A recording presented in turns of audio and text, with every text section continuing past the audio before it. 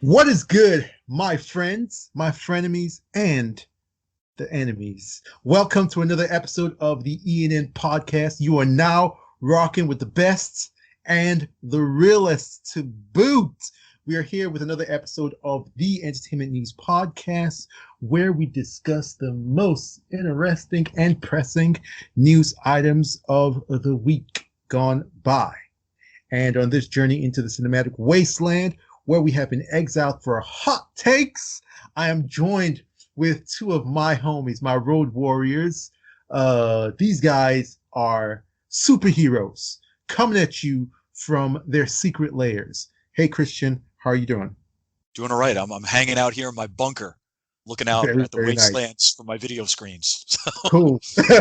And I hear that you just gained a new superpower, and you're soon going to be immune to this virus that's going around. Well, congratulations. Thank you. Yeah, my wife and I both got our first shots today, so I didn't. Hopefully, not gaining my immunity through getting sick.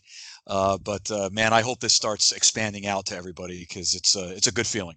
I mean, it's a classic hero's origin story. You get a virus, you get some toxic substance, you're bitten by something, and then you gain superpowers. So I'm very happy for you. Dude, my arm's starting to feel a little tingly. Be careful. So. Hey, there you go. All right, and also joining us is the Kentucky Mafia, Brandon. Kansas Mafia. Kansas Mafia. Yeah, Okay. I mean, come on, man, Kentucky. No, I'm kidding. I'm joking. You can understand what I'm saying. Oh my God. we don't want you encroaching on their turf. So yes, the Kansas Mafia. Smallville Mafia. Smallville Mafia. I love it.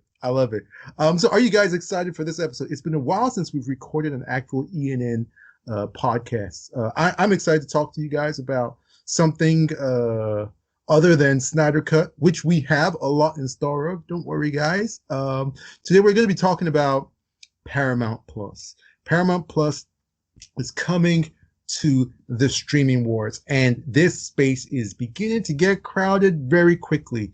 At the ENN Podcast, we pride ourselves in being so up to date and so knowledgeable about the streaming wars, and we are very proud that our audience can say the same. So this episode is going to be entirely dedicated to Paramount Plus. Luckily for us, one of us signed up for an entire year of Paramount Plus. So he's going to have more in-depth knowledge, more hands-on experience than the rest of us or others who are just, reading and disseminating information. So without further ado, let's get right into it. We're going to talk about some vital specs, statistics, and particulars of the streamer, what it has to offer. We're going to talk about, price and options and accessibility. We are also going to talk about what's on there. At the end of the day, it's about the nuts and the bolts. What's going on this platform? Then we're going to talk about the user interface, and we're going to talk about the user experience, which Brandon will lead us on. And then we're going to talk about, what's coming soon. What can we look forward to on the horizon? So for those of us who have it now, is the churn going to be high? Are we going to drop it in the future? If it doesn't, bring a lot of nice things in the future. Or for those who don't have it, what can we look forward to that might entice us or not? And then we're going to end by, just talking about what about it we may not love so much, or what about it we do.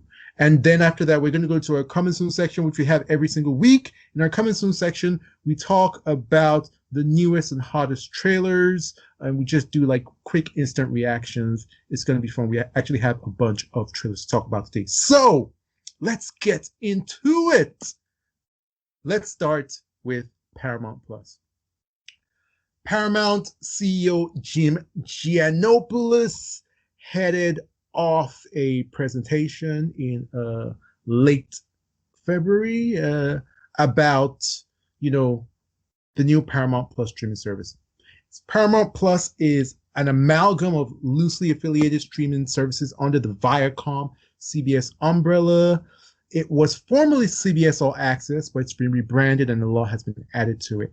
So now what you will find under Paramount Plus is all the stuff that was under, CBS, MTV, BET, Comedy Central, Nickelodeon, Paramount's movies, and Smithsonian, whatever the hell that is. It's kind of like a History Channel / Discovery Channel analog. It was launched on the 4th of March, so it's been out for a couple of days. And you can choose from an ad-supported version or an ad-free version, and those are reflected in the prices. So let's just talk of an overview in terms of like brand recognition, what you see, what you heard, how do you guys feel about this, and talk about this in context with the other streaming services that are out there. So let's start with Christian. I think what you just said at the end is what's so important, is talking about it in context with the other streaming services. Because like people forget that Paramount's been around a long time, and now under Paramount's banner, because of whatever mergers, acquisitions, stuff like that, there's a lot of different brands that fall under Paramount. So you compare this to whatever CBS All Access was before. I don't even know what that was. I mean, I'm a huge Star Trek fan. That was the only reason that I would have even remotely wanted to sign up for that service. And Paramount comes with something that's a lot different now because there's a lot more under its umbrella. And I think that's where there's this strange conversation that you, me, Brandon, and then Paul have all had this talk about, like, what's the max? Like, what can families, is it 4 services? Is it 3? Is it 5? What's that magic number before a family turns around and says, that's it, I'm done. I'm not signing up for any more. And the space is starting to become very crowded. So is it money that's going to dictate that? Is it pure content that dictates that? Family versus adult entertainment, the combination of that? There's so many of these factors, and Paramount is in this very crowded space, you know, because we talk about HBO and what they bring to the table. Netflix is the king. They're pretty much untouchable. Disney is pretty much synonymous with family, and as well as franchises like Star Wars and Marvel.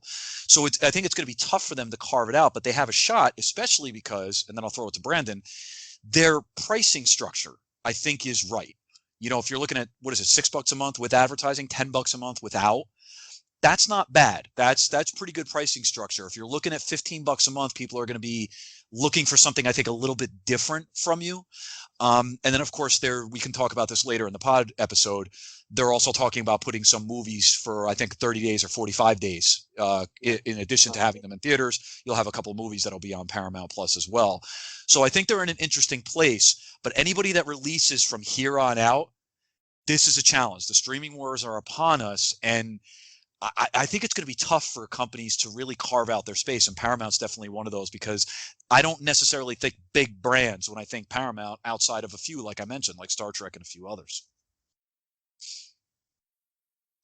Yeah, I think your context and the questions you brought up are really, really important.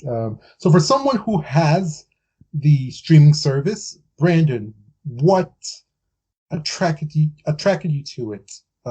Which streaming services do you have on hand, and where does Paramount Plus, fit into the equation? So I mean, what attracted me was actually, oddly enough, was the Super Bowl commercials. When Beavis and Butthead started popping up on there, I instantly knew that they were bringing it back, and that I was going to need to have Paramount Plus. So then they elaborated on it at the big event, saying a new movie was coming and a new show. I love Beavis and Butthead. I don't care. It's stupid. It's so funny. That is hilarious. But I don't get Beavis and Butthead. I just don't. It's so funny. But ultimately, like I didn't really think I was going to sign up for it until what I wanted to see came to fruition. But then they announced the deal that expired the night before it launched, which was, it was $99 if you did the year up front, and then it was 50% off. So for the first year, I paid $50. I paid less than $1 a week for all of Paramount Plus, and that has CBS Live Sports. There's live TV stations. Football games will be on there. So I mean, you don't need cable for some of that stuff. You can stream right from there. But then I started going through and some of the old shows that they have that I grew up watching, Legend of the Hidden Temple, uh, Rugrats, Ah Real Monsters, Doug, just shows that I loved as a kid that I kind of want to go back and watch some of, is all on there, and it started making sense. And then because of the lead that HBO Max took with releasing films on there right away, Paramount Plus decided within 45 days movies are going to start hitting streaming as a perk. It's not going to be like Disney where you got to pay another $30 on top of it. You just get it. So for that reason, it's a great deal. Even at $9.99 a month, it's worth that for just to have the theatrical releases coming. And that puts Netflix in a huge bind, which Netflix is the one I cancel and only come back to every few months when there's something I really want to watch, because they're back up to $20 now, and they've cut the bit rate, so their quality keeps on going down and down. Wow. So it's not worth the price of admission anymore unless I have 2 or 3 series stacked up to watch. So apart from Netflix, which you don't have now, what else do you have? So you have Paramount Plus. I think you have HBO Max. What else do you have? I have HBO Max, Paramount Plus. I have for a year, and then that's the only 2 paid subscription services I have at the moment. Everything else I rotate. So 1 month I'll have a Hulu. 1 month I'll get Disney. 1 month I'll get Netflix. Okay. And it's just based on what's on there. So I have when The Boys comes out, I'll get it at Amazon Prime. When Stranger Things comes out, or Army of the Dead in May, I'm absolutely going to be on the Netflix train, and then I can just use that month to binge everything. So that just keeps my price down. Okay. So for me, I am living in the UK currently. So I do not have Paramount Plus. If I did have access to it, would I get it? Not particularly, although it's a very, very good price. The value proposition is still not there for me. I guess I might, if I had known about the deal before, I could have just gotten it just to get it. But there aren't a lot of things on there that are really my taste and really things that I'd seek out. The only things are obviously sports. We're gonna go deeper into the things that they have, but just on the surface, it looks like they have a lot of things, and we'll get into that. But they're not like must see marquee it just doesn't have that marquee flavor to it for me. What I'm currently doing now with all my services is that amongst like my family and my friends, everybody basically like pays for one thing, and then we sort of split it between each other. So for example, I'm paying for Prime, my sister's paying for Netflix, my brother is paying for HBO Max, that sort of thing. Then someone else is paying for Apple Plus, and then we all just share our passwords, and then we all have like everything across.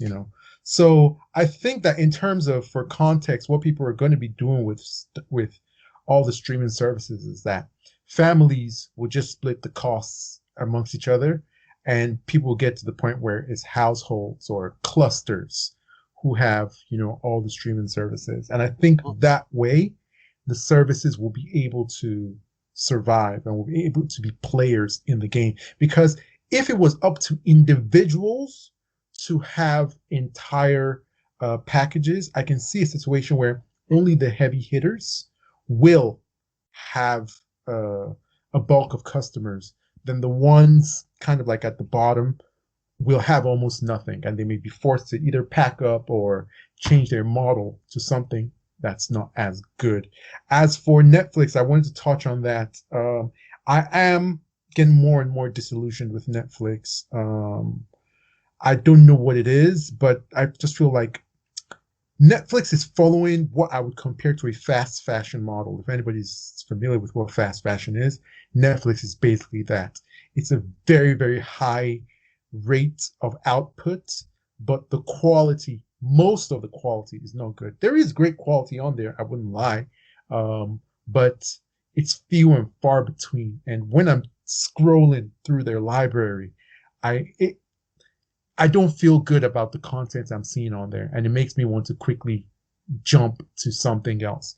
But you know what, Lupe, too? Say the quick side note to that, and you're 100% right. You have HBO, Disney, which now owns Fox, right? And they have Hulu, and then now Paramount. All of these, and Universal's got Peacock, right? So like all of these companies are creating their own direct to consumer. So they're pulling all their licensing away from Netflix too. So all this stuff's disappearing. So absolutely, like you said, they're just cranking stuff out, but they're not getting anything. I mean, there's still licensing in place for a couple of years, but that stuff's going to end over the next couple of years. It will. I will discuss this more in other ENN episodes. Netflix, I'm really curious to see what the future is going to hold for them. Right now, they have the advantage of the first mover, but as Brandon said, their price is basically the among like the highest right now, because internationally, like, we don't have, HBOmax, but their price is the highest, and I'll be sincere and say, like, their output in terms of quality, I don't think it's the best, but that's subjective, and we'll talk about that a little bit later. Side note is most carriers in the United States, as far as cell phone, almost every carrier is giving away a different streaming service to subscribers. So AT&T gives away HBO Max. Netflix is T-Mobile. Verizon gives away Disney Plus. So everybody is kind of giving away something for free. So, almost anybody that wants to add a service, check with your phone carrier, because they might just be throwing it in. I'm a single person. I'm on nobody's phone plan. So apparently T-Mobile thinks I shouldn't be watching Netflix.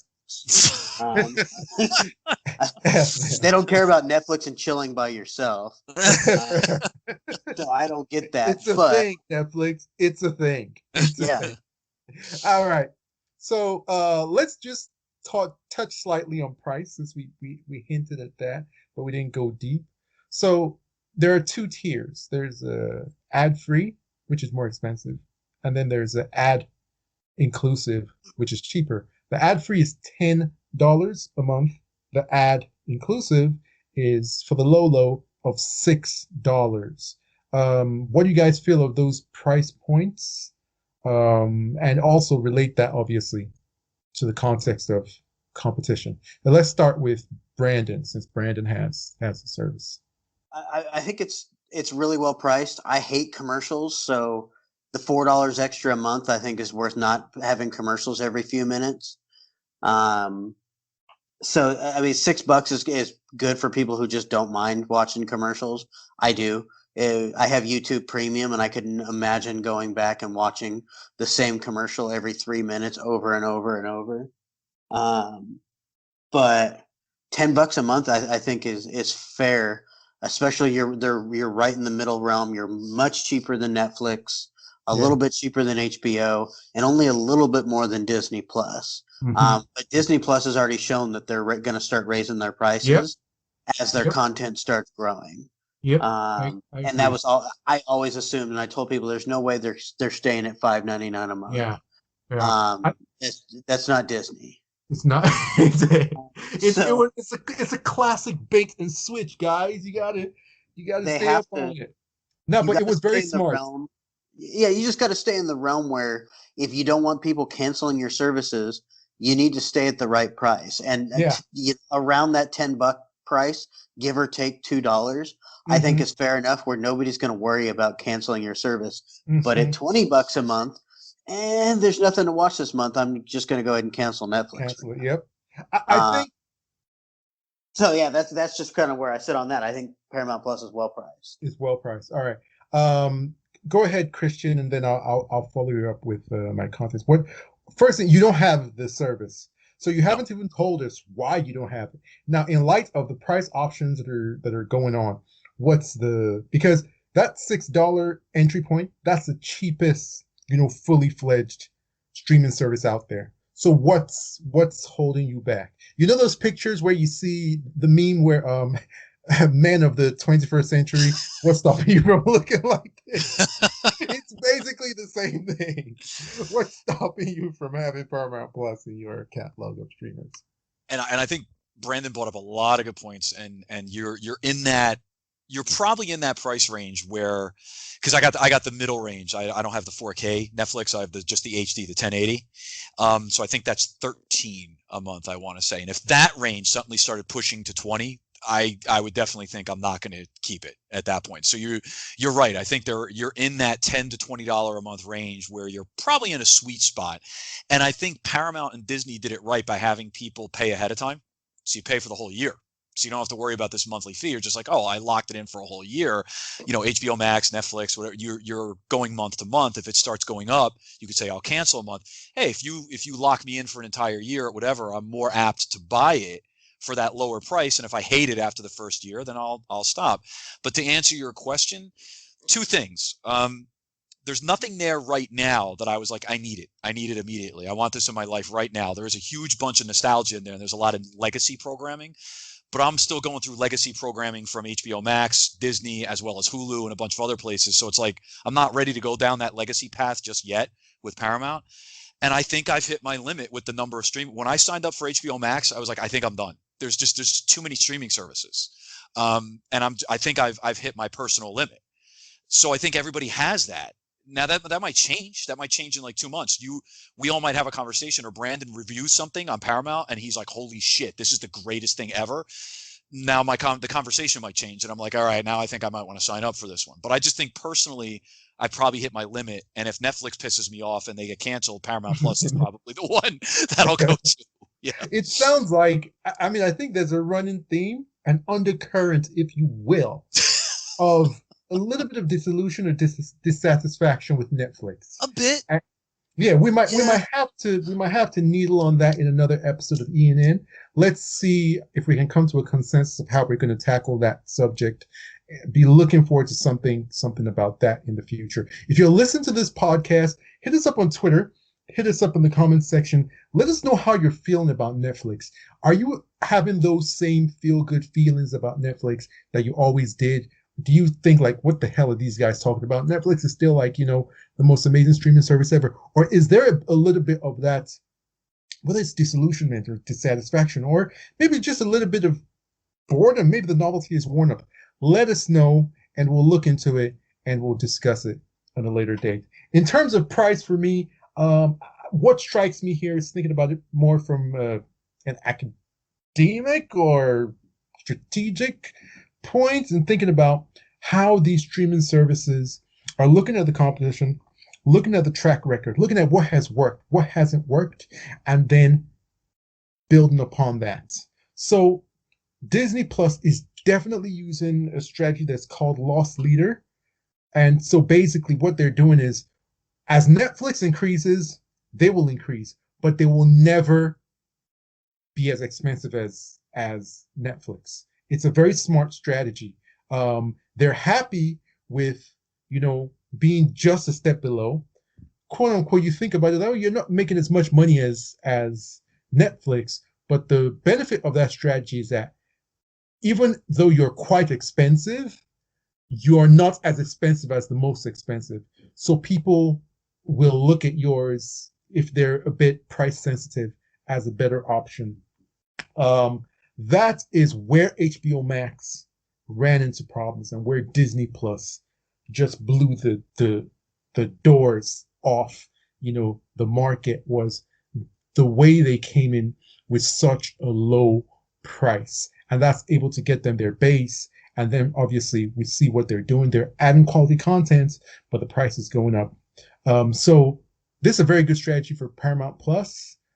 I think that they're going to be able to keep this up for a while because they have a lot of revenue streams still coming from, our legacy, broadcasts services. So it's not like they only have their eggs in one basket. So they're still going to be able to get revenue and keep themselves afloat as they continue on this journey of giving a low price. And then with the ad included, that's also going to give them revenue. I think that they're being very smart about it, but still, I don't think that the content is there to draw people irresistibly to the service. But I think in terms of pricing, they're doing a lot better than what HBO Max did.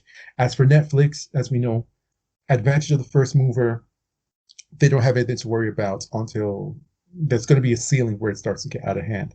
Okay, so that's that for pricing, which is really cool. Good on Brandon for getting in at that ridiculously low price with the 50% off and paying only like $1 a week. It's actually less than $1 a week when we actually calculated it for a year. If they could extend that for a while, I think that people, if they heard about it, would take advantage of that, because there's something that I would have done just to do it.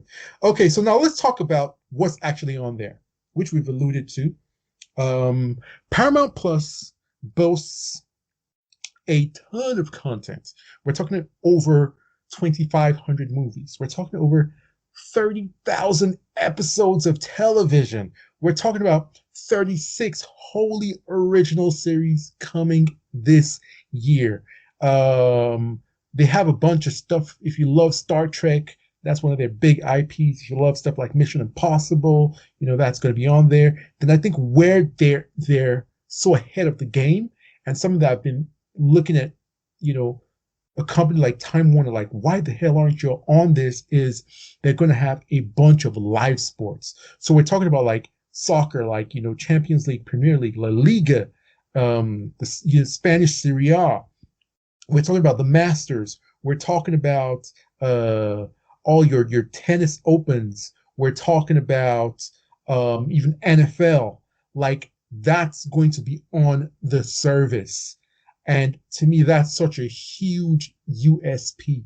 Also, when you look at the things that are under their umbrella, so we're talking about CBS, okay, that's general, okay. But then when we're talking about stuff like MTV, we're talking about BET, we're talking about Comedy Central, Nickelodeon, where they're capturing these niche markets that have a strong nostalgic factor and cult followings.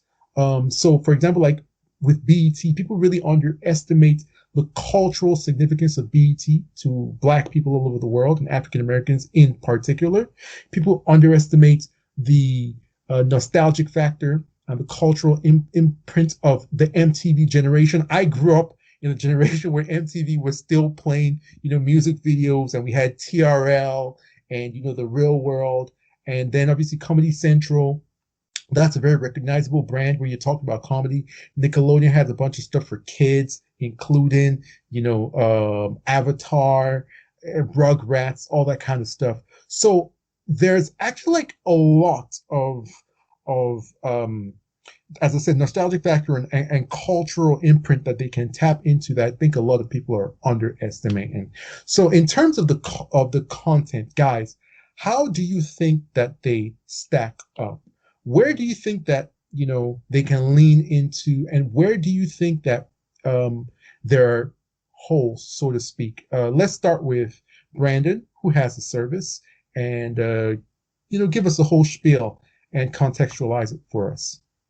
I mean, obviously, yeah, content is going to be the big issue. Netflix they put out a ton of content, but very rarely does much of it stick. But they draw in a lot of big name directors. They have the best of the best. They've gotten Scorsese. They've gotten, obviously, Fincher's their golden boy.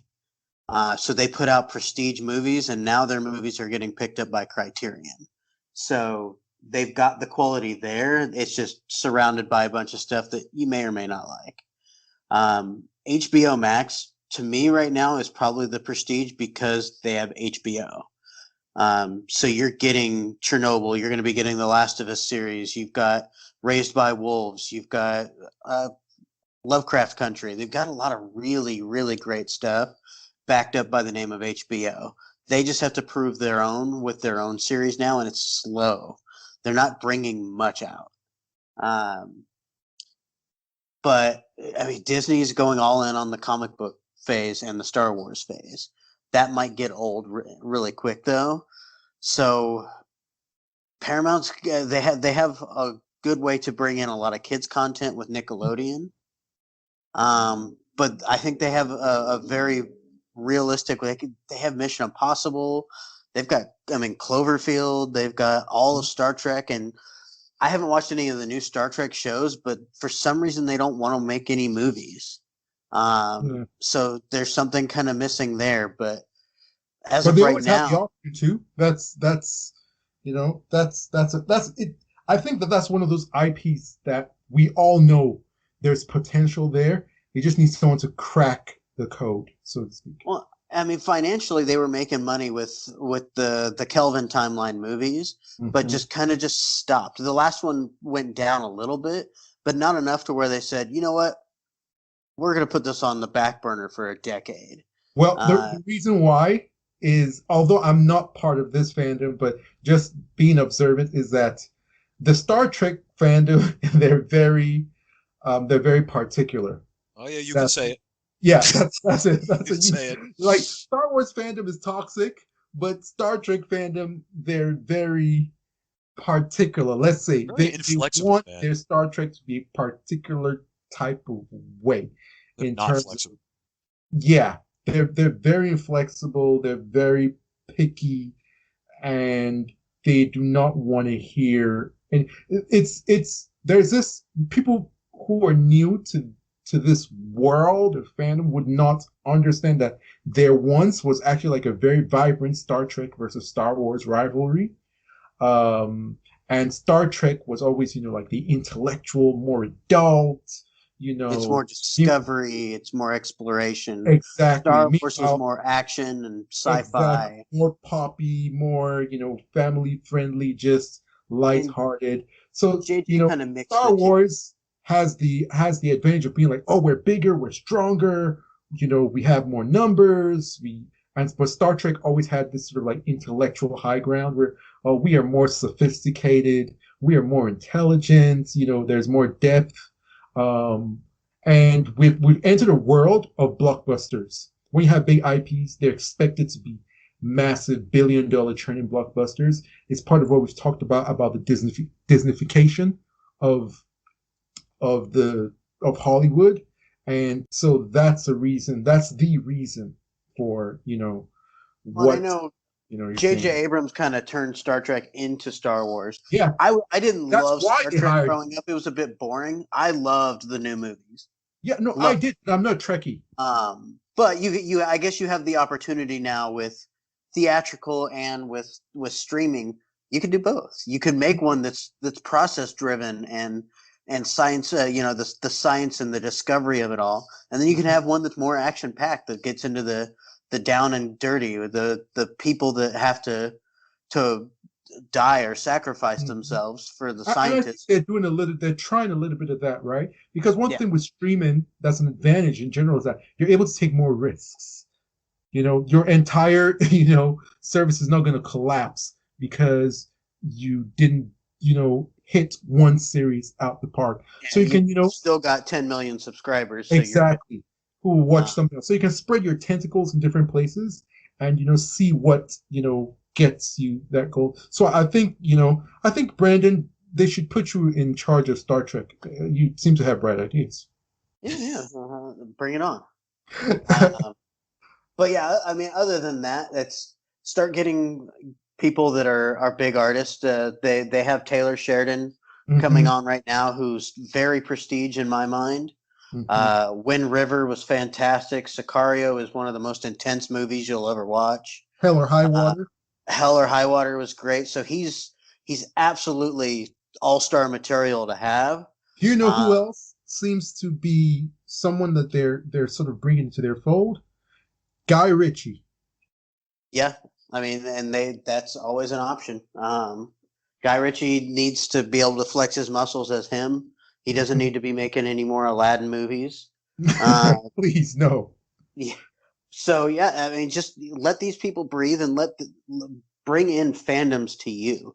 Hmm. As we've seen with HBO Max and with Zack Snyder, man, that person's fandom will follow you and be loyal Hmm. if you treat him right. And Guy Ritchie has a particular style, so absolutely, if you can get him on board, that's huge. Steal Hmm. anybody you can from Apple TV because nobody wants to fucking watch Apple TV. And it's free. And It's everybody's free. like, well, not for me because I don't buy Apple products, so I don't get Apple TV. I'm stuck with you too.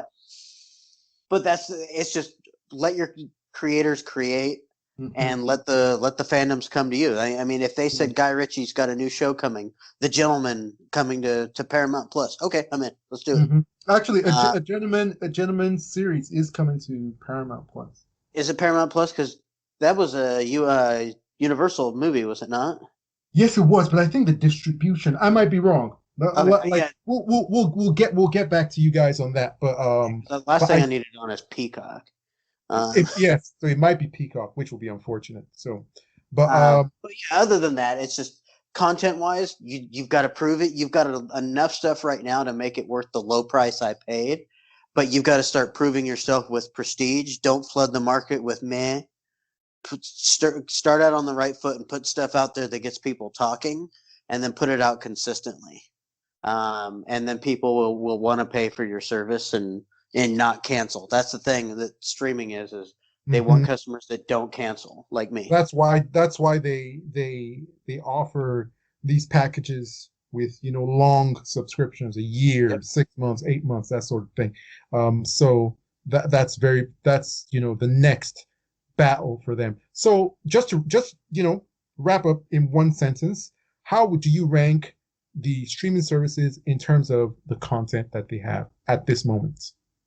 HBO is going to be first. Probably, I'd say Netflix and Disney Plus probably tied for second, because they both got really good stuff, but I don't want to stay subscribed for everything else. Apple TV is probably down there at the bottom, because I don't want it, and there's nothing else I really want to watch. I'm missing one all of a sudden. Amazon Prime is good a couple of times a year. I know Handmaid's Tale is Hulu. It's Hulu. That's Hulu. Hulu's pretty good, but they still don't offer 4K yet. And I think that they offer a lot. That's the problem with Hulu. Like, they Hulu need to actually just combine Hulu and Disney Plus. It just needs to be one, and raise the price to $9.99 a month or $12.99 a month, and just say get. It's going to happen Disney in the future. Plus I can Hulu. see it. It just makes sense. But they've started picking up another show from the Rick and Morty guys called Solar Opposites, and that's good. Handmaid's Tale I know is great. Amazon has The Boys, so I'm going to put like Hulu and Amazon probably tied for third. Okay. And Paramount Plus is I just got it, so it's probably going to go fourth for right now, just because there's no new content enough on there to say that it's great yet. Okay. All right. And Christian, give us your rankings. It's weird. I think they're probably similar to what Brandon was saying. I think right now it's, even though I've been shitting on Netflix for the last half hour, it's probably Netflix, Disney Plus tied for one, and I would not have said this a few months back, HBOmax probably two. And you know that because you and I have talked about this. I would have put HBOmax behind all that. Yeah. But I'd have HBOmax got saved by doing the hybrid release strategy. That gave him a big boost in terms of the value proposition, and then they're slowly, bit by bit, ramping up originals. But yes, you're right. And I finally saw, I think it's a combination. Like, I've seen I've seen a few of their originals now, and when you combine that with their incredible legacy library, it's so easy. Like, their value proposition to me has just skyrocketed over the last couple of months. Hulu I'd put after them, and I'd probably put Hulu on the same level as Amazon Prime. Hulu is great for just legacy content, just legacy TV shows. Like, my wife loves Modern Family, and she can catch any of Modern Family at any time and crack up, and I can watch Sofia Vergara, and that makes me happy. So yeah, that's that's probably it. And then I can't really comment on Apple or Paramount yet because I don't have them, so I can't really comment on those yet. But that's probably where I would rank them right now. And I think some of that too, like, and then I'll, some of that I think comes to like what you watch, right? So like I like Star Wars and Marvel, so like Disney Plus is high for me. I like them. Absolutely. Yeah. If you don't like that stuff, then you're gonna be like, it's not. And like if I didn't like that stuff, and because my wife and I don't have children, it probably wouldn't be nearly as high for me. Because I think that's the reason that I have them ranked as high as I do. Okay. Well, for me, I place a premium on your new content. I just do. I'm not a person who really likes to rewatch things. It's very rare. I do from time to time if they're like amazing stuff. For example, my favorite movies, my favorite Zack Snyder movies, my favorite film noirs, my favorite series. I will watch them again from time to time.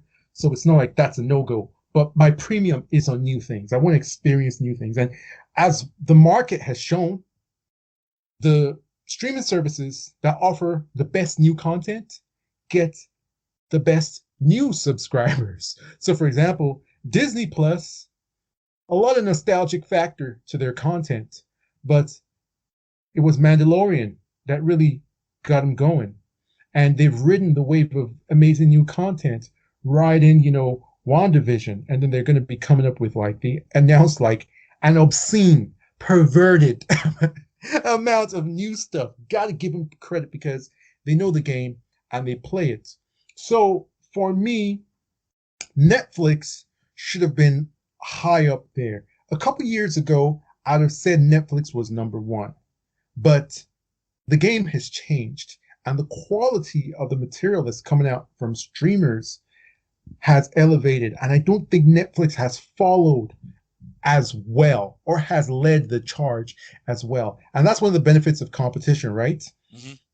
When you open the floodgates for competition, the people who are not at the top try to, outdo the people at the front, and the people at the front have to be like, oh, they're snipping our heels. Let's step up our game. So I think it's going to be best for all of us. But I'll say, for me, number one right now, I don't have HBOmax, but I would rank HBOmax number one because of the quality of content that will be coming out, not just now, but probably in the future. You know what? I never really thought of this. I'd say for me, this is very difficult, actually. I'd say Netflix number one. You know what? I think it's still hard to knock them off the top spot. Yeah, it's very shaky. It's very shaky, but Netflix number one. Then I will say, because I'm not a Disney kid, I will say HBO Max and Disney Plus at the same level. I watched Mandalorian and I was blown away with the quality. I wasn't just impressed. My jaw hit the floor with the quality of that series. So you just got to give Disney Plus credit for, even if their content is not your favorite, stuff, the quality is there. And it seems like in the future, they're bringing out a lot more. Got to give them credit. But I'll say HBO Max because their library is deeper than Disney Plus. Meanwhile, Disney Plus new content is better than HBO Max. So you see that balance? Mm-hmm. That makes it equal. Then obviously with the Snyder Cut coming out, that's also big. They're ramping up their originals. You have the day and date movie releases coming to HBO Max. That to me, it seems like, that's the holy trinity of streaming services. Then you got Amazon Prime. As Brandon said, they're from time to time, they'll bring out something that you're like, right. I really want to see that. And if you go on their service and you're bored, you might find something really cool and discover something cool to watch. But they're not always in it like that. Low key, Apple TV is amazing. Low key. Do not sleep on Apple TV. When I talk about how my jaw hit the floor watching The Mandalorian, every Apple TV series, original, is like that. Every single one is at that level of quality. The IPs just obviously aren't as strong. Mm-hmm. But obviously they don't have a lot of content, whether you're talking legacy or stuff coming up. They sporadically have things, but they're going to, continue increasing their library. Then I'd say Paramount Plus. They don't yet have a track record, but I think that for some families, it's going to be big, but it's going to depend on what they bring out in the future, and we're going to talk more about that. So I think that... Go ahead. And I apologize for interrupting you. I think the one thing that we also haven't that we haven't talked too much about. We're going to talk about the stuff like the future stuff coming soon. But one thing that's really interesting, streaming services, all of them, have not figured out sports yet. And it's really key that Paramount has live sports attached to it, because like okay, I like an NFL team that's out of market. So my favorite team is the Rams. I live in New York. They are not a New York team. So I would prefer to get NFL Red Zone. That's how I want to watch the Rams. But baseball, you guys were talking about soccer, everything else, that for a lot of sports fans, that's one of the biggest reasons they don't cut the cable is sports. Yeah, very true. If you can figure out streaming sports, man, cutting the cable will become much more commonplace than it already is. What did you want to say? I'm sorry, I interrupted. No, I was going to say, no. You know what? I never put two and two together for that. But when I was living back home, that was the only reason why I didn't cut cable. I mean, I've lived out of the U.S. for quite a bit now. But back in the day, I was one of the first early adopters of streaming services and internet, and I just love being on the cutting edge of technology. And for me, broadcast TV, there wasn't really anything on there for me apart from sports. Yeah, my ESPNs, my TNT for basketballs, my NBCs for or my Monday Night Football, Sunday Night Football, all that stuff. Obviously, you're not getting that on Netflix or Hulu, whatever else you have. So that was the only thing that kept me tethered. So once that's figured out, people will be very happy to cut broadband. Not broadband, broadcast. I do want to throw one thing out. I do have to drop Disney down one notch because of their censorship practices. Changing old movies, adding CGI hair to bare butts, covering and blurring out cleavage.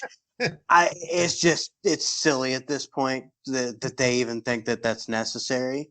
And it's such small things that I've got to dock them big time, because to me that's just censorship.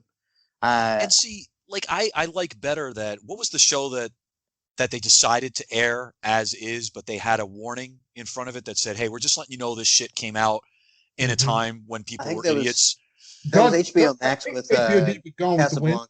No, Disney just did it too. I can't remember. It was for a cartoon, actually. Disney just did it. It was for a cartoon, and I can't remember which one it was.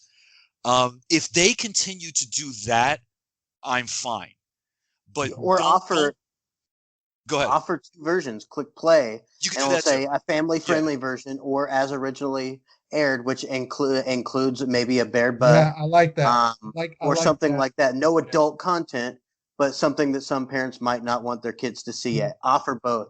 Netflix did do it with the first season of 13 Reasons Why. They altered the season finale because people were upset by it, and that you were supposed to, but they didn't give you an option when you press play to watch a clean version or the very disturbing version. They said, fuck it, we'll just take that off, and the initial impact to me is gone. So I ended up buying the DVD of it because I wanted the original, because I think that was important to see. As brutal and as painful as it is, I hated that they censored it.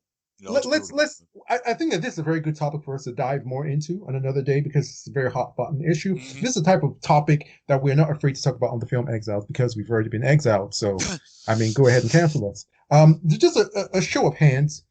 Who is with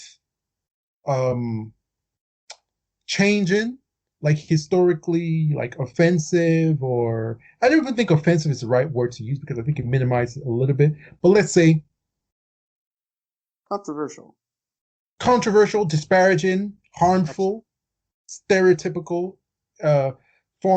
aspects of media, and who's with just leave it as it is, who's with just a compromise. So let's start with leave it as it is, but have a label on it. Who thinks that's okay? I'm okay with that. I'm good with that. I prefer it that way. A context label is the best way. Context label? Yeah, I say leave it. Don't touch art that was created a certain way, but you might have to put some context in front of it, especially. All right. So for me, I'm number 2 on that. That's number 2 for me. All right. So who's for don't touch it, period. Just leave it alone. No label, no nothing. I don't. For me, just leave it. But a lot of parents don't pre-screen or look at what their kids are watching. So I think a label beforehand is important. So for you, this or is like right there number on the two. main page. Yeah, so this would be like number 2 option. Like you prefer a label, but I just don't think that there's a black and white answer. I think that it can be both ways. I think a label is probably my preferred way. your preferred. Okay. Now the third option is like don't show the episodes or re-edit it, or do something to remove the content. Show of hands, I'll start. That's actually my number 1 option. Obviously, it's a black and white way of saying it because it's a case-by-case basis, but for me, that's my number 1. And I know some people will cancel me for that, be like, oh, he's too woke, SJW. Fuck you. I'm already canceled. Ain't shit to do to me, okay? But that actually is my number 1 option. But we'll go into another day, just a show of hands. So is this your number 2 amongst the 3 options, or your least favorite, or let's go. No judgment. You've been exiled. I would definitely say my number 1 would be show it with context. Number 2 would be just show it. Number 3, don't show it. That would be that's how I would say it. Same way. Show it with context is my first option. Just show it as its own, and I don't even think 3 is an option. I think that. Okay, all right. So we promise you, our audience, that we'll go into it. There's no judgment when it comes to this topic. Luckily for us, one of the cool things about talking about shit like this is like none of it, like we don't really give a shit, because like these are not like our favorite series or our favorite shows or anything. It's not like it's like, oh my god, like The Matrix, or it's like Star Wars or something. Like we're talking about, So I'm saying that in a cheeky way. It's very easy for me to be like, I don't give a fuck, just like, cut it. I don't even watch that shit. So obviously, but for people who maybe like grew up on it and it's their thing, the sentiment might be a little different. And also, the argument that people always use of the slippery slope argument, which I always roll my eyes at, there is some context to that. So we will definitely dive deeper into this. I think it's a very, very interesting topic. One that's very well suited for our brand that's not shy of talking about controversial subjects. So we're going to circle back to this. Guys, look forward to that conversation coming from your film Exiles. All right. So going on to our next topic, we've talked about the content that's on Paramount Plus and how it ranks. Unfortunately for the service, it doesn't rank very highly on our lists, but I don't think any of us were like, oh, it's absolutely trash and it's the worst. We do think that they're very cool things that it has at the moment. Now let's talk about some of the things that it has coming in the future, and let's talk about if we're excited about them, and what we would like to see if we're not excited about them, stuff like that. So, I mean, there wasn't too much that was announced, but the big sort of heavy hitters were that writer, director, producer, world builder extraordinaire, Taylor Sheridan's Yellowstone universe and spin-offs are coming to the platform. So you're going to have something called Y 1883, and obviously it's going to be set in the year, you guessed it right, 1883, and it's going to be about how the I can't remember what the ranch owners' names are, but how they came to own the Yellowstone Ranch. Then there's going to be Mayor of Kingstown, which is a spin-off, and I think this one's going to be about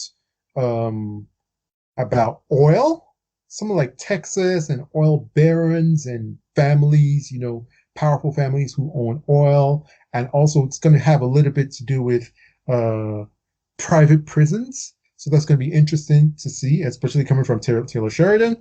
It's going to be interesting to see how he handles that.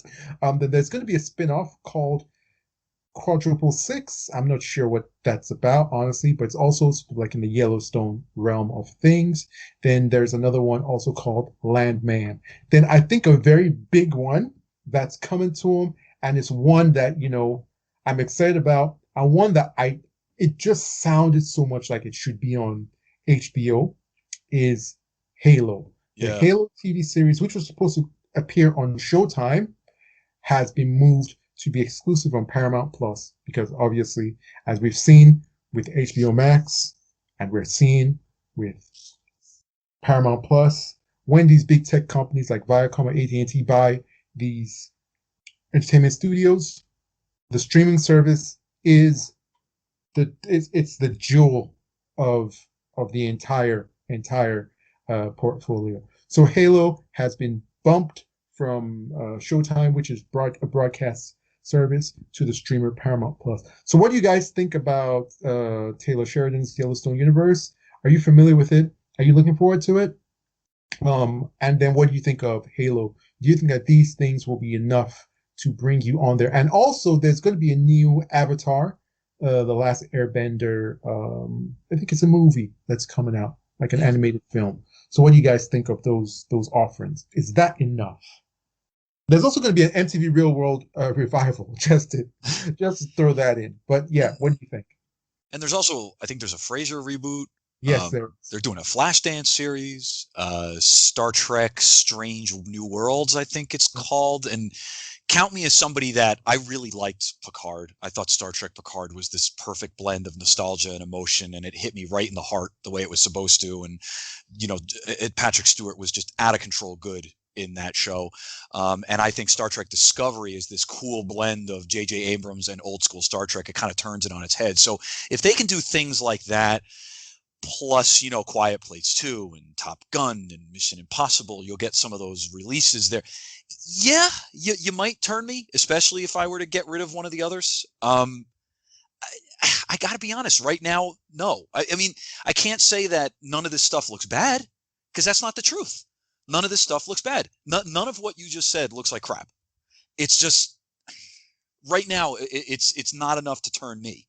So, but that could change. Remember how I just told you a few months ago, HBO Max would have been way towards the bottom of my rankings. And now here we are talking about how it's one of my favorites.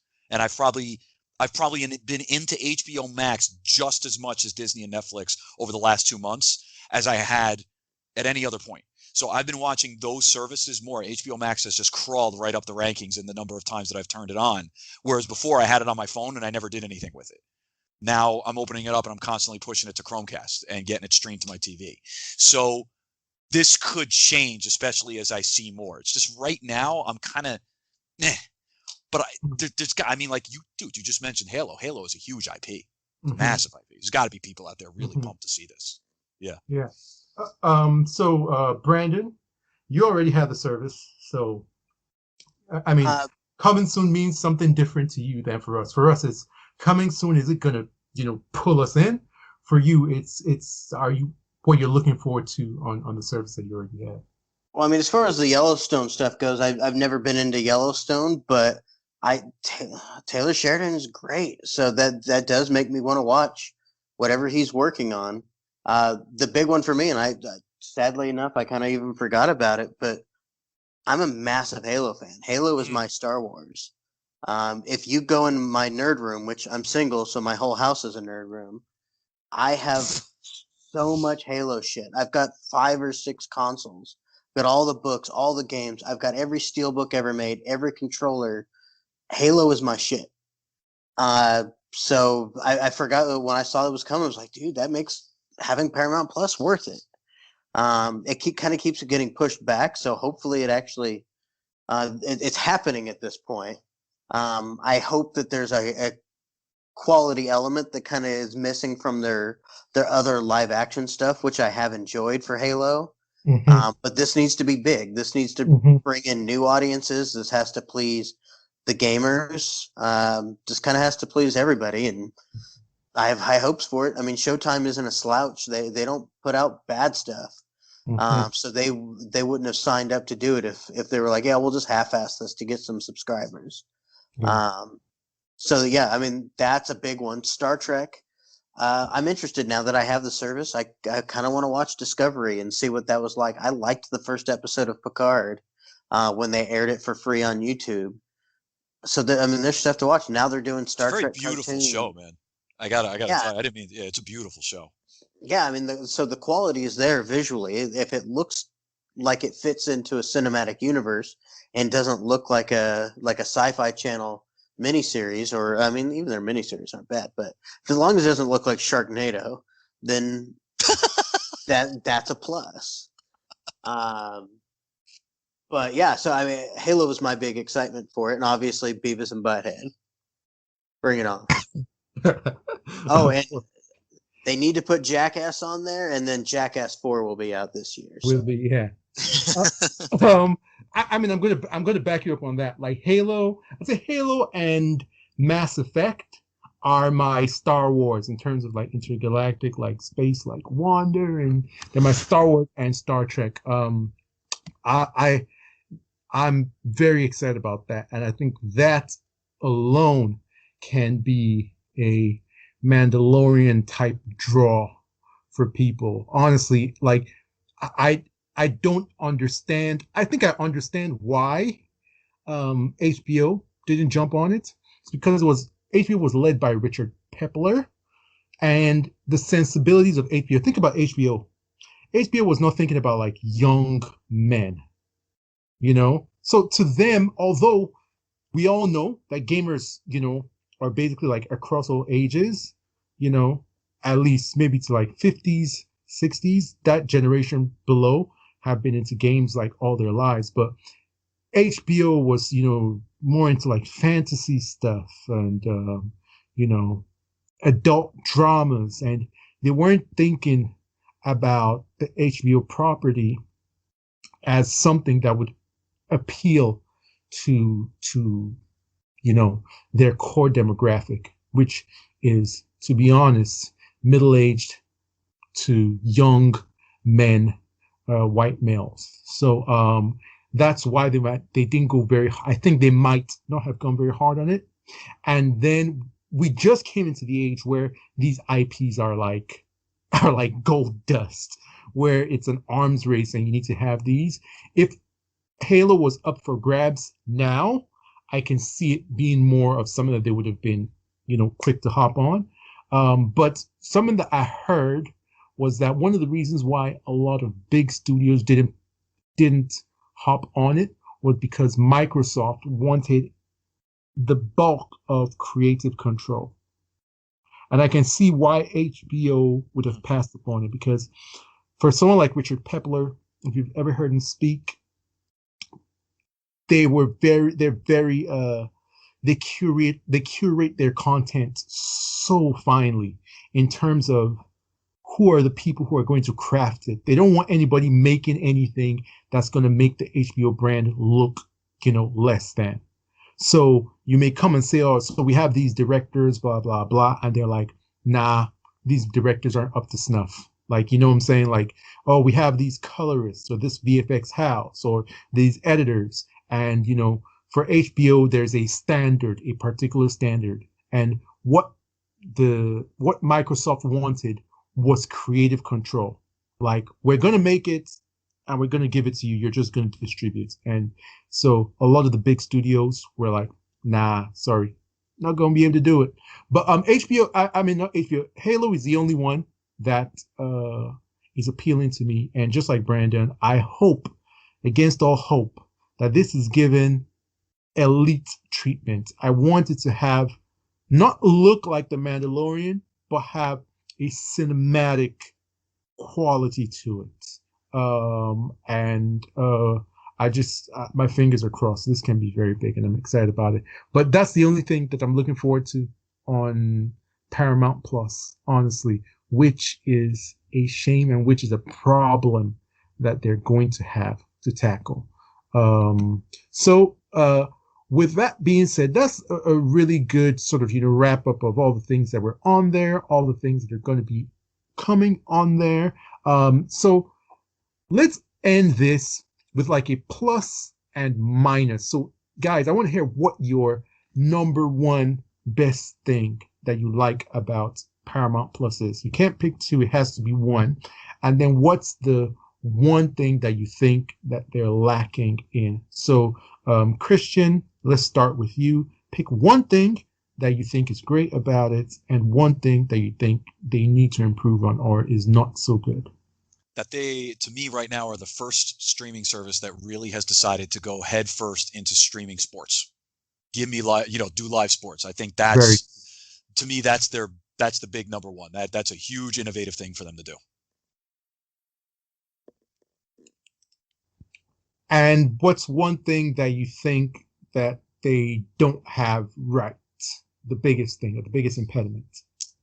To me, I would say, I could be canceled for this maybe. I think that it seems like they've gone really hard on nostalgia content. Mm-hmm.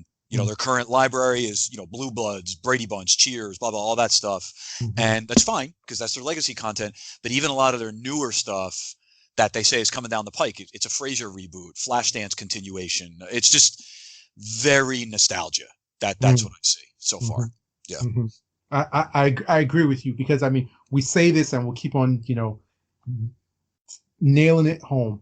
It's not about, for the streaming wars, it's not about what you already have and nostalgia. That's going to keep people on, but what's going to bring people to your service is new stuff.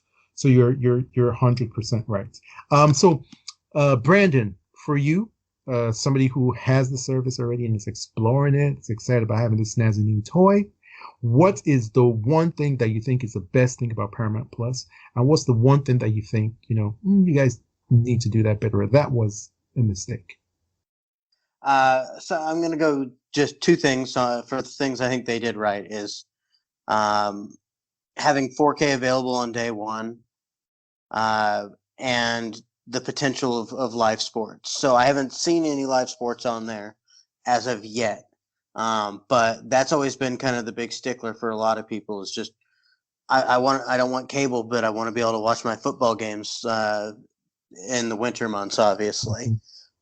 So that's always just kind of been the thing there. With, I guess, special mention to the theatrical releases available 45 days after release date. I think is pretty awesome too. And then something I think that they could do better, like Christian said, it's just, they're like anybody else. They launched with all of their old content, and they're hoping that you want to hop in there and watch a lot of stuff that you grew up watching.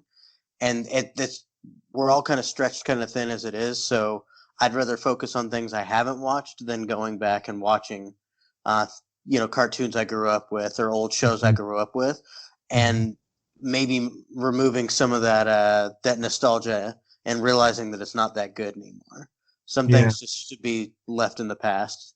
But that doesn't mean new people can't discover it and like it. Very true. Okay. For me, it's quite simple. The one thing that I think that they nailed is the price. I think the pricing is unbeatable. I also think that having tiers it makes that even a lot better. And then that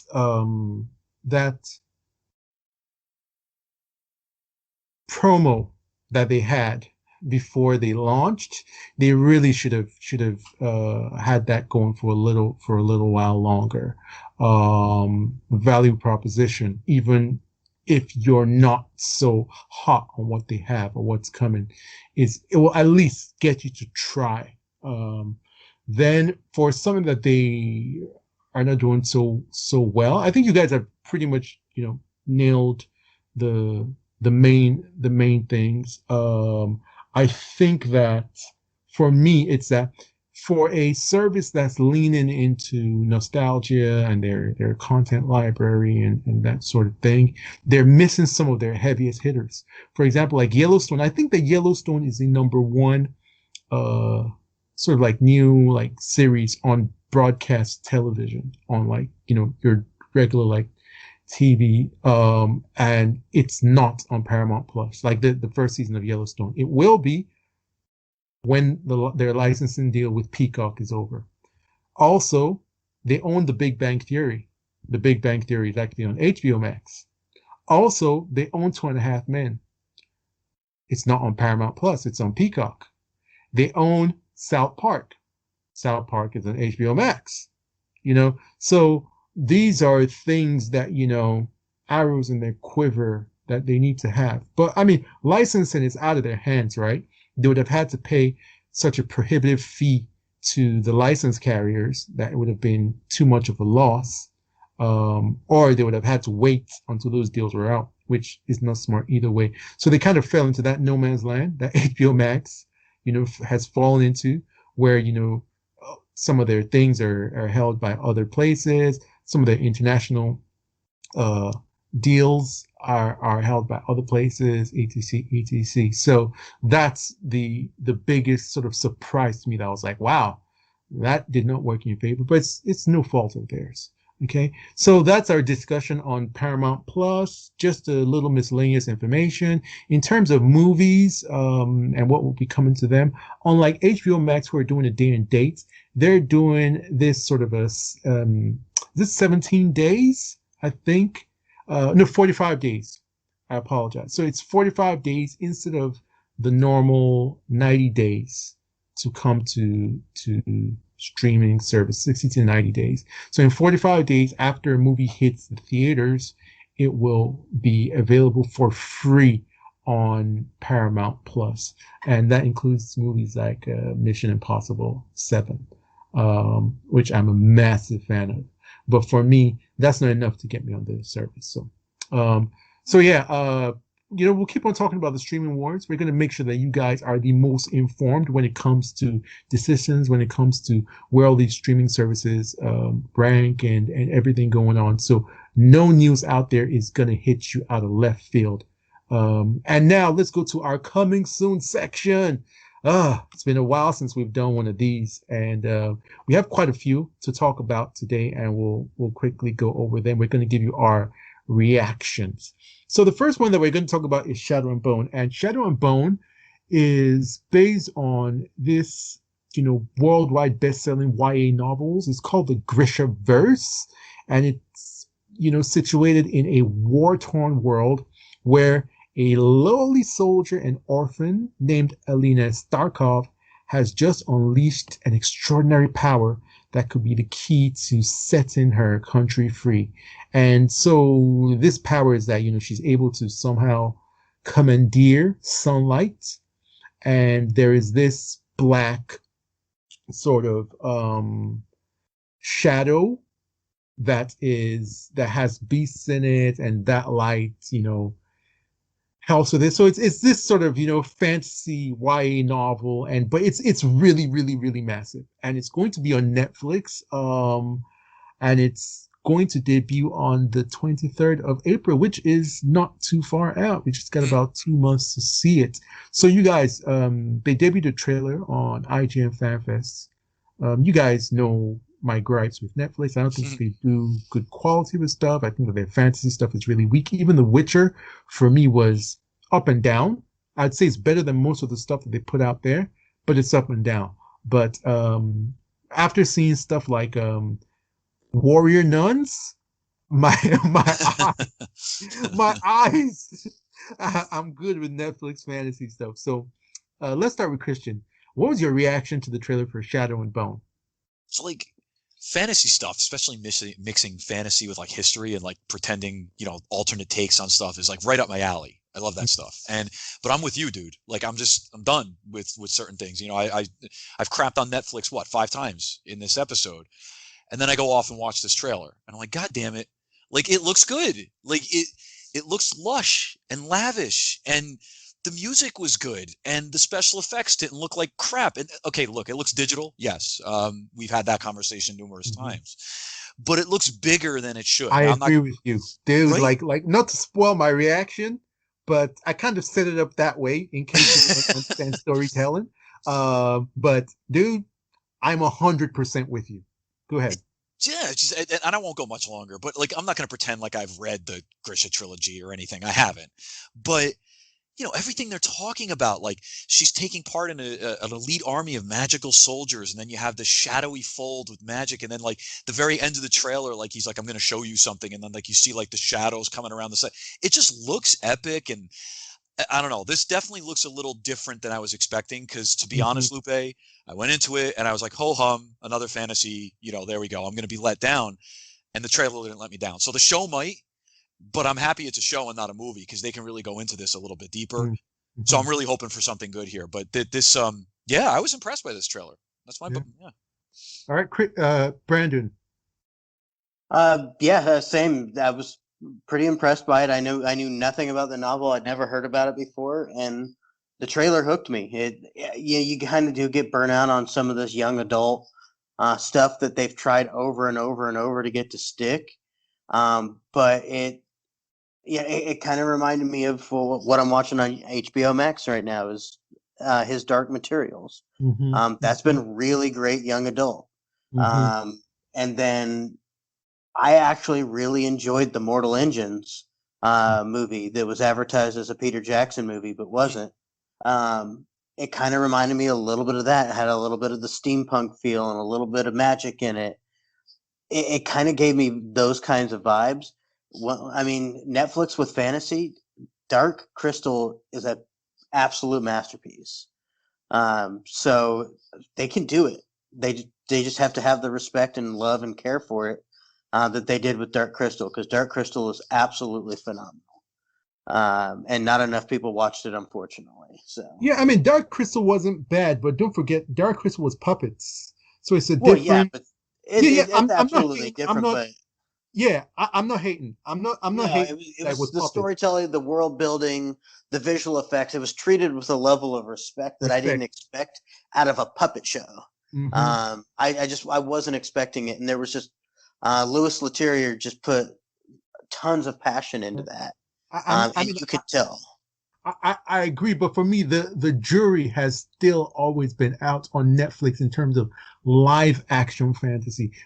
Action fantasy, like for example, they've done animated fantasy very well. They've done puppets, like animated fantasy, and when I'm talking about that, for example, the Guillermo del Toro Troll. What was it? There was a series that he did that was actually like, wasn't it?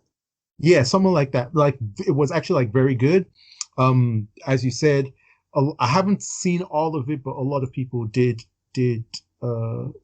have vouched for the Dark Crystal, and the little bit I've seen of it, it was well made. The story's just not my thing. And then if you look at cartoons like Castlevania, like really, really, really good.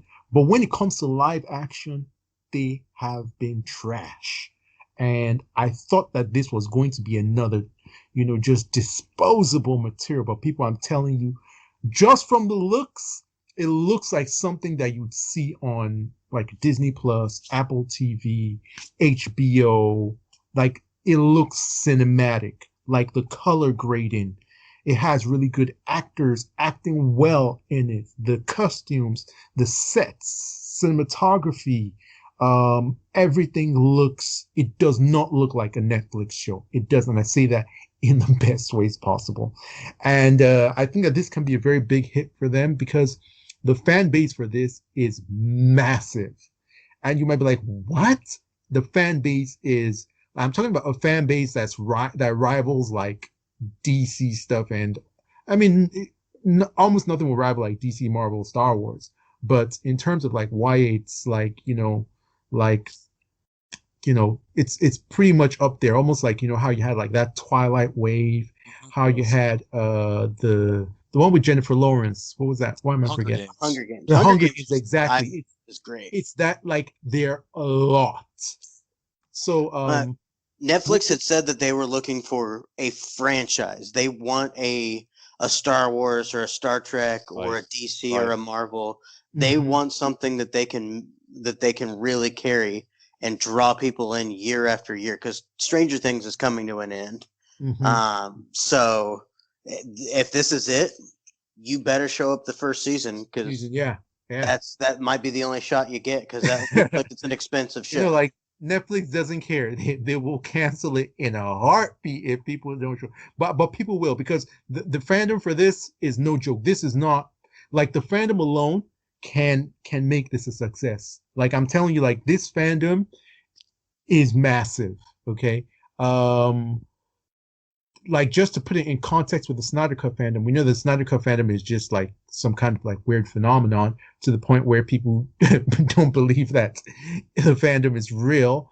When IGN FanFest was first announced the Shadow and Bone fans descended on IGN FanFest, and they were blowing the Snyder Cut out of the water in terms of like mentions, and it was about 5 times. But then once the Snyder Cut fandom decided to rally, of course, you know how it goes. But let's move on to our next trailer. And this one is also a Netflix streaming original.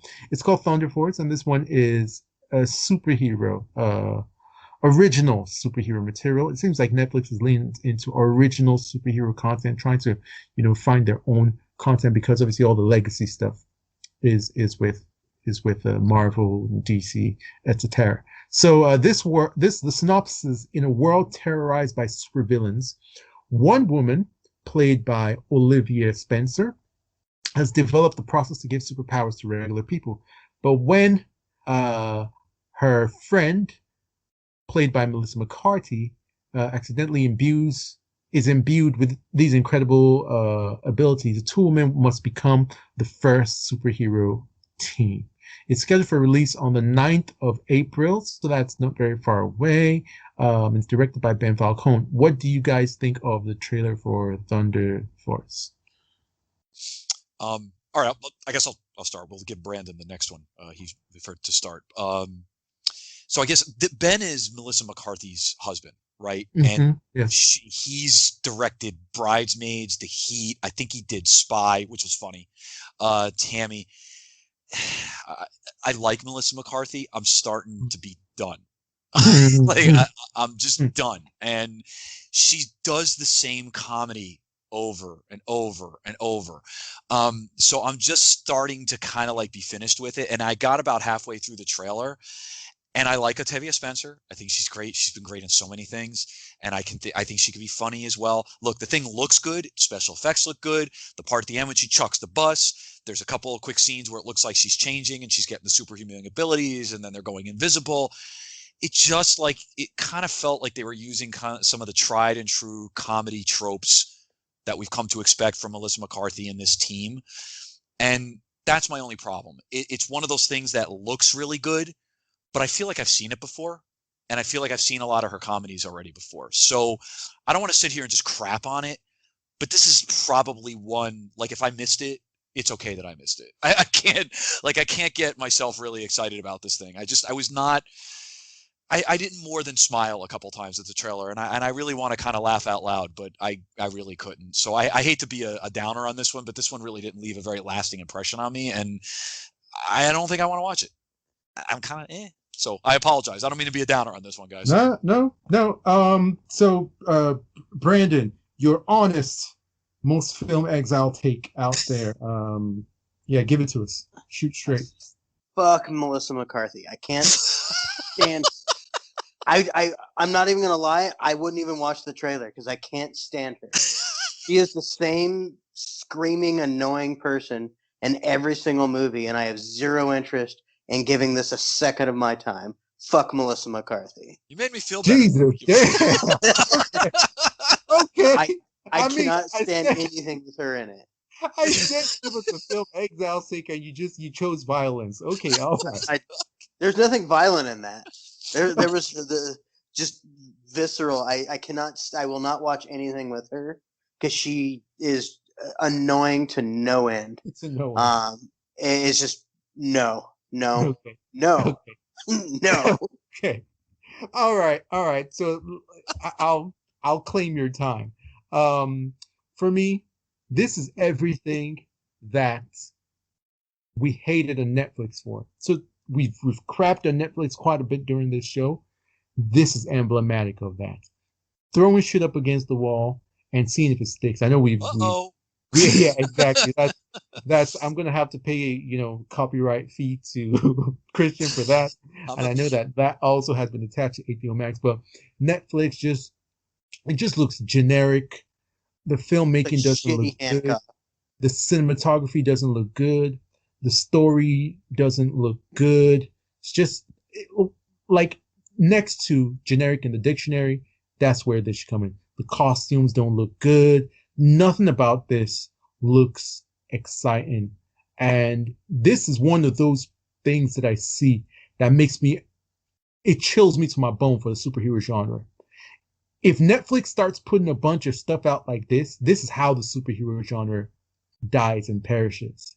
When people are just really trying to, jump on the bandwagon so much that they just make a bunch of low quality cash grabs. This has no soul. It has no reason to exist apart from one thing.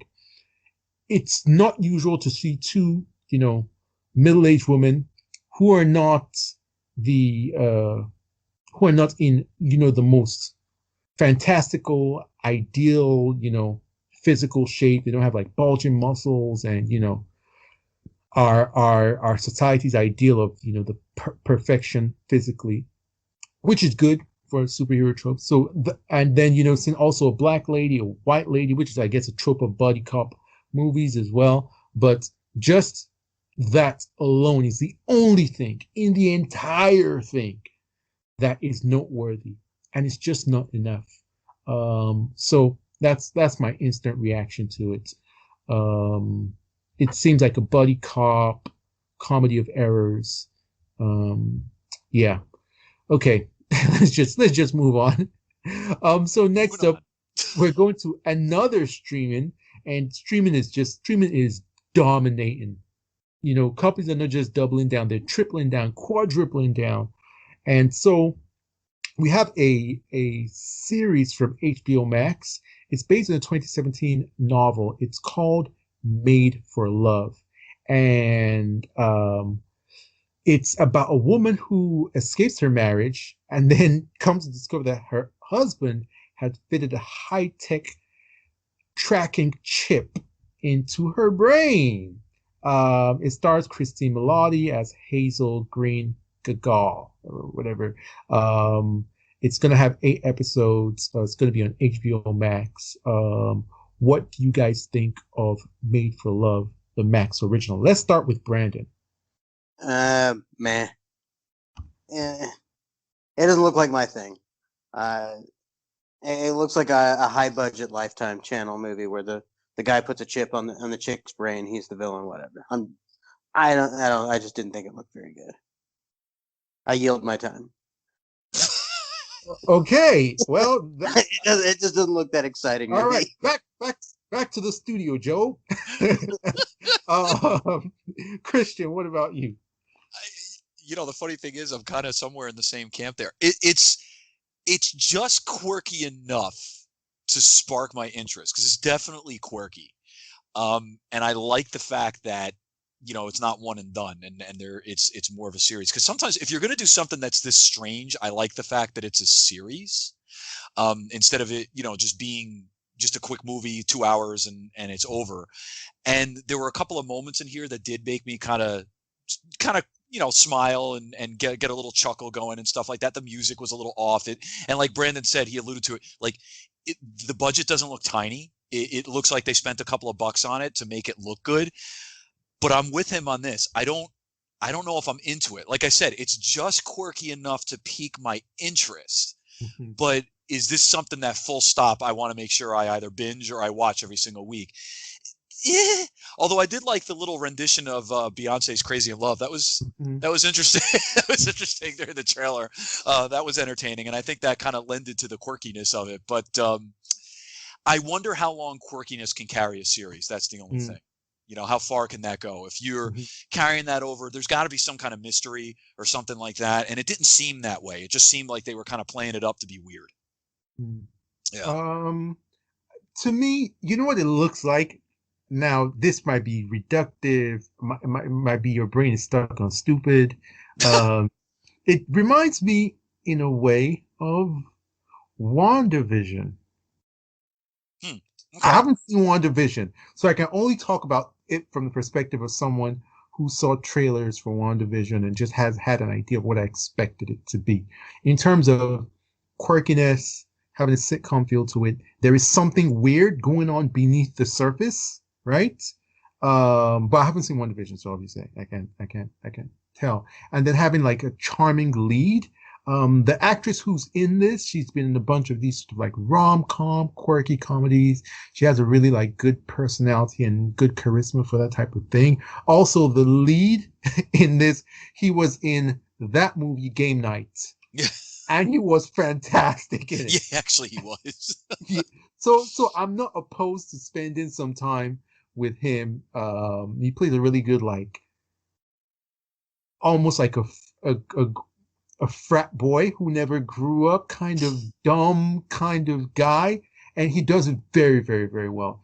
For this, there's so much that surrounds in terms of where my brain is going. One, the quality is good. So this is the type of thing that Netflix makes, but Netflix makes and it looks really cheap and it looks so low budget and there's just no crap put into it that you don't even, it just blends into all the stuff they have. This is basically, if you see this trailer and watch it, it's really a cool trailer. This is HBO Max's look. If you've seen HBO Max original, like some of their, I would say like their generic originals, like for example, Lockdown, which came out earlier this year, which had Anne Hathaway and Chiwetel Ejiofor. This is like pretty much what it looks like. It's shot digitally, but it's edited in post to have this soft focus and a little bit of grain to look like it's shot on film. There's a little bit of quirkiness to it. So I prefer the look of this to Netflix's original, which have this very glossy, cheap digital over processed look to it. Then also I like the fact that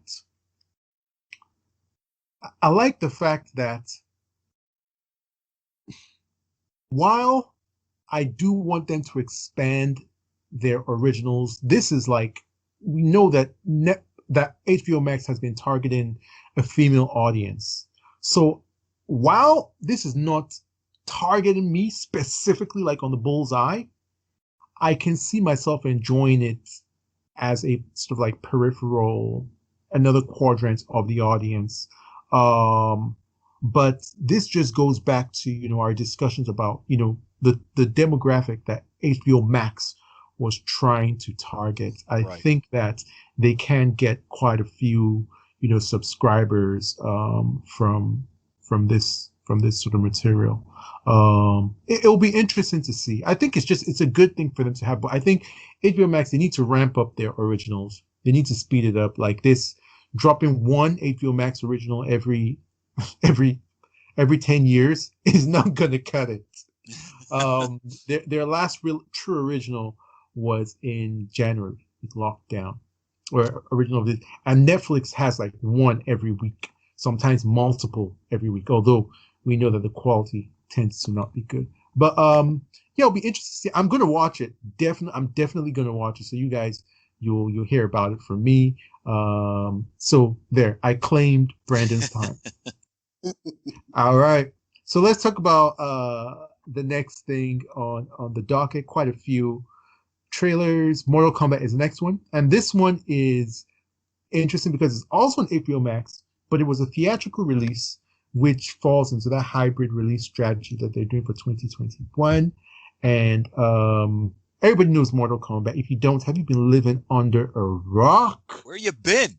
Where you been all your life? So it's, about the Mortal Kombat tournament in Outworld, in which, some humans are invited, led by Lord Raiden, and there's a host of characters. So yeah, let's just dive into it. What do you guys think of the trailer for Mortal Kombat? Let's start with Christian. So I guess the good, bad, and the ugly for Mortal Kombat.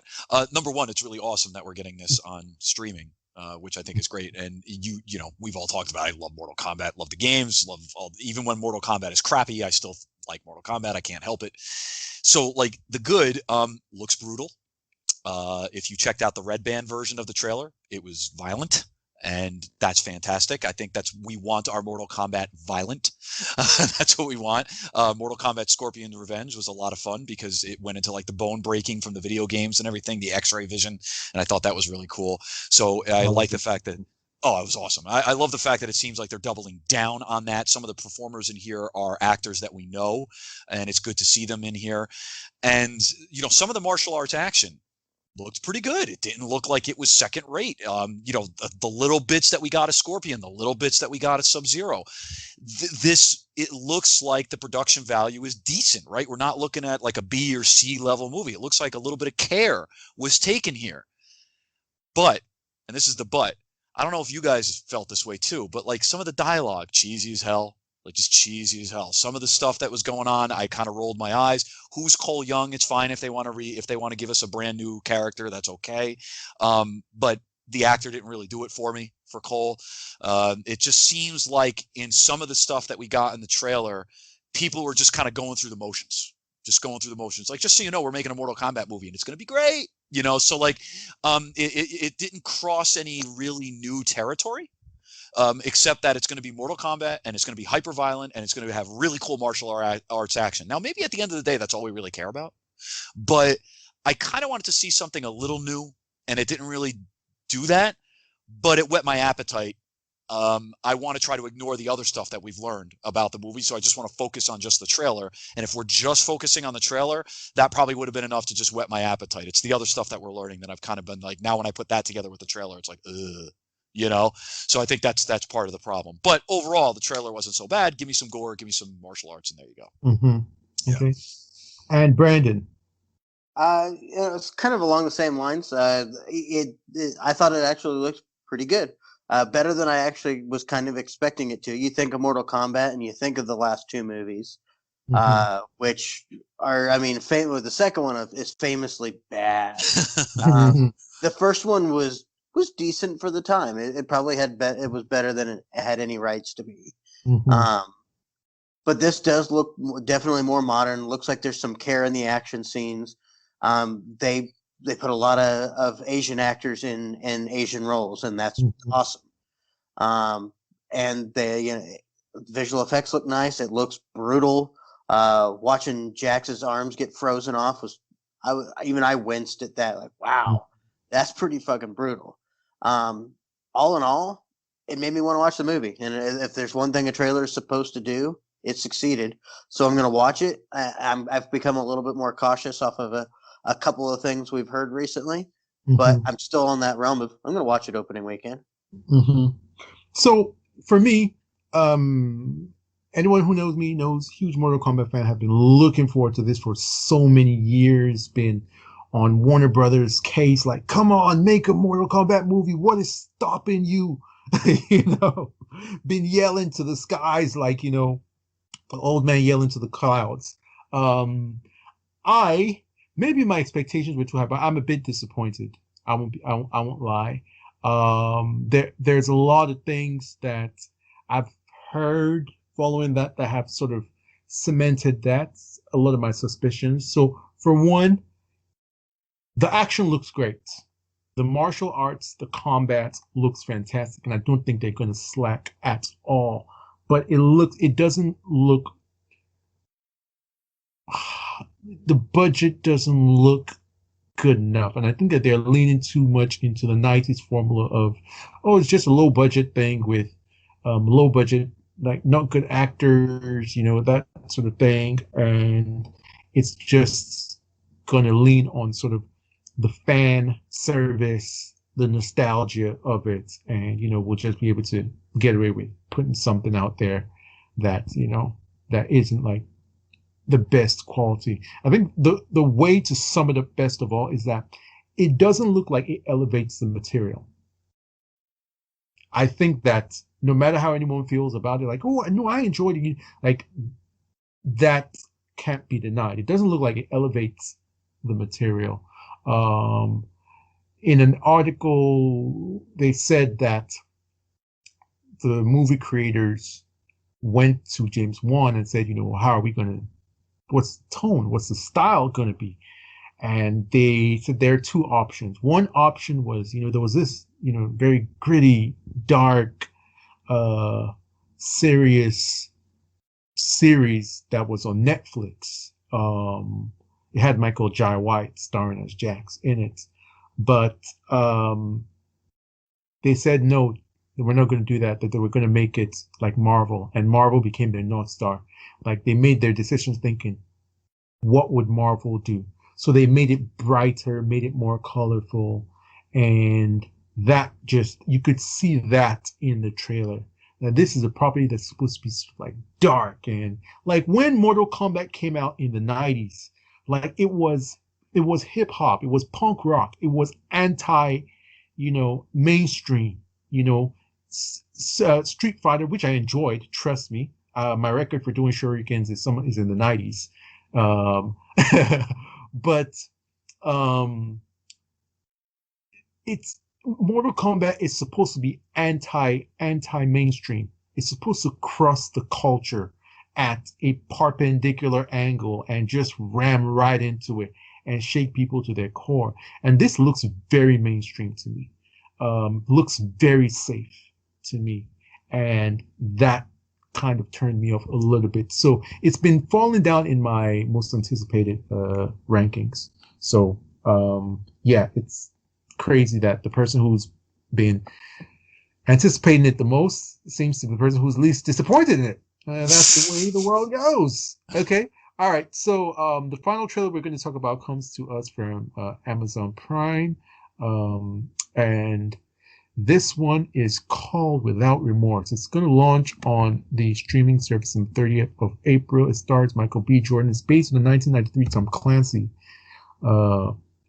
novel and centers around a U.S. Navy SEAL who, after uncovering an international conspiracy while seeking justice for the murder of his pregnant wife by Russian soldiers, joins forces with a fellow SEAL and shadowy CIA officer, and they expose a covert plot that threatens to, engulf the U.S. and Russia in all-out war.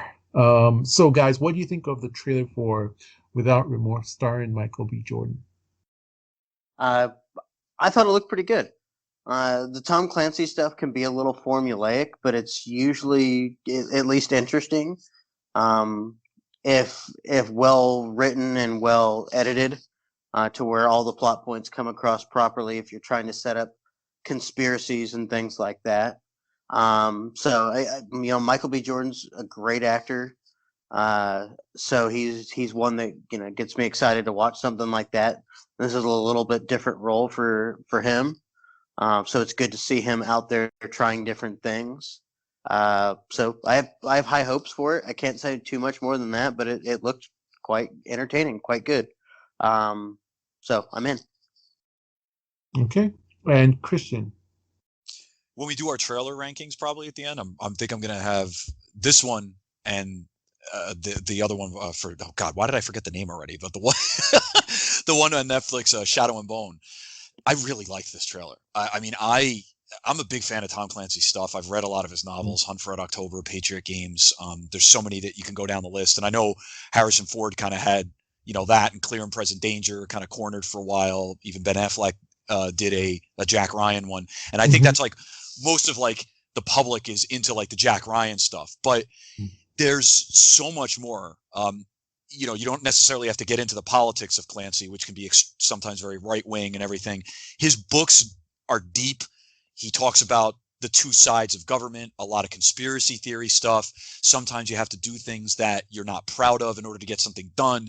And I like that. I like that about this trailer. There was a couple of quick moments in here, especially in the world that we're living in now, where they were like, you know what, maybe we need a guy like this. And he's blowing people, like going after the terrorists on his own, taking it on their own, their ground. Yeah, there's a lot of like action movie, action star kind of stuff in there that we could say is movie trope. But I just felt that it was done very well. And the more I watch Michael B. Jordan, the more I like him. The more I feel like he brings a lot to the characters. He's passionate. He's really good in the two Creed movies. I felt him to be fantastic in both of those. So yeah, we've been talking about streaming this whole time, and it's on Amazon Prime, and Amazon Prime needs to up their content. So perfect. I think this was a good purchase for them, and they seem to be positioning themselves as the home for Tom Clancy, right? Because they already got the John Krasinski series going. So this is up my alley. This is the kind of movie, me, my most anticipated movie was Bond. this year.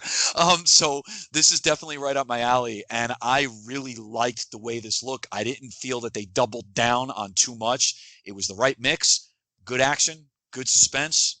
I'm in. I want to watch this. This is definitely a first weekend watch for me. Yeah. For me, yeah, it does have that feel of like, those 90s, action thrillers. A little bit. Yeah, a little bit.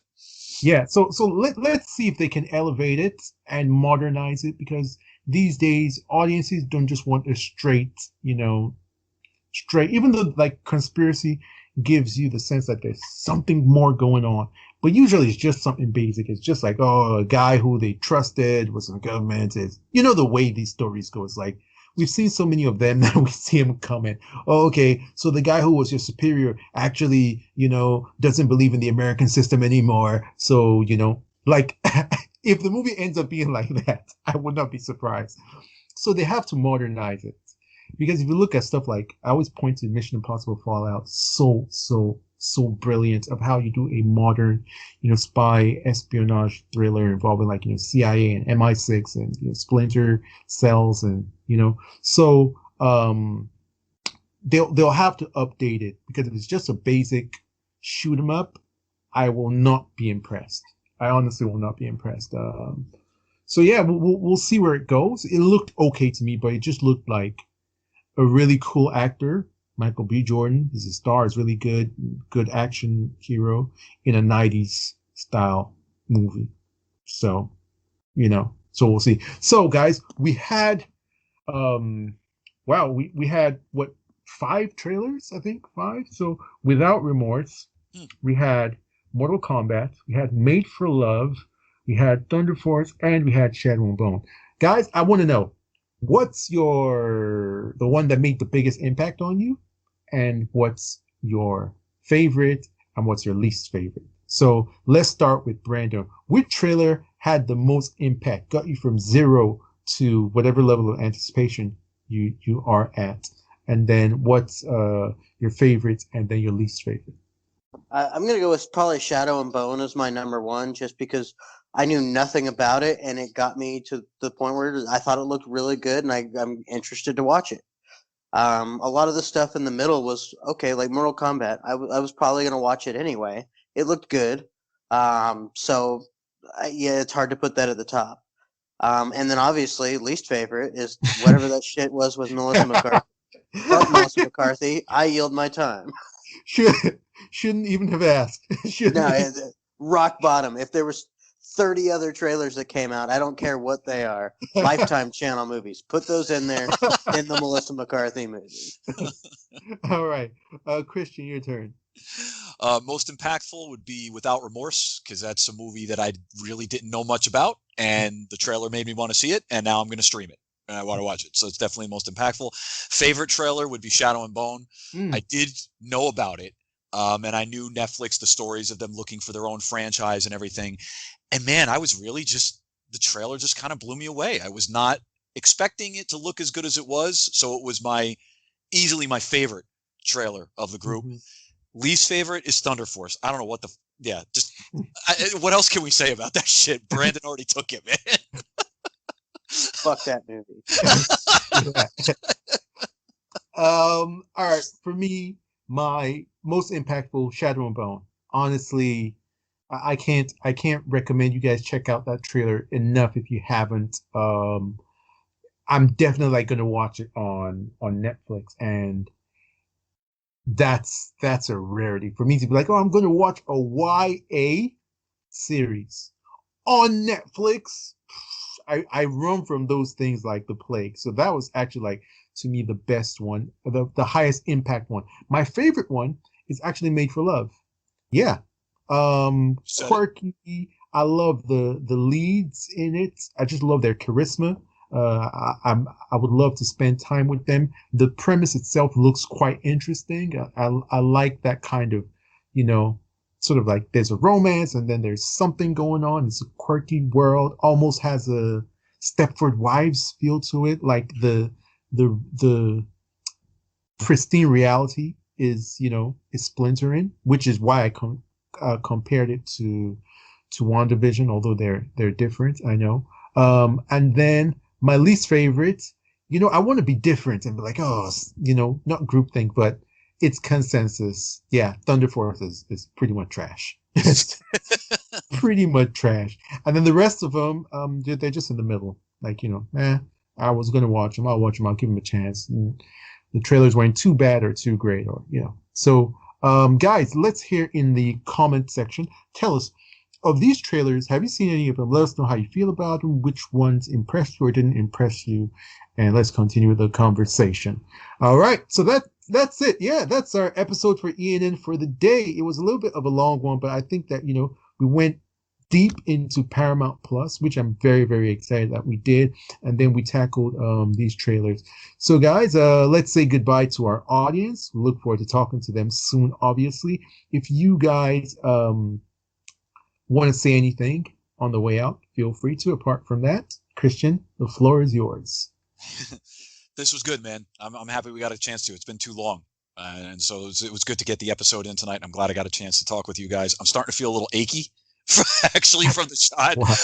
So I think there are some side effects there, but I cannot stress this enough, everybody. If it comes to your area and you have the opportunity, get the damn vaccine. We need to get out of it.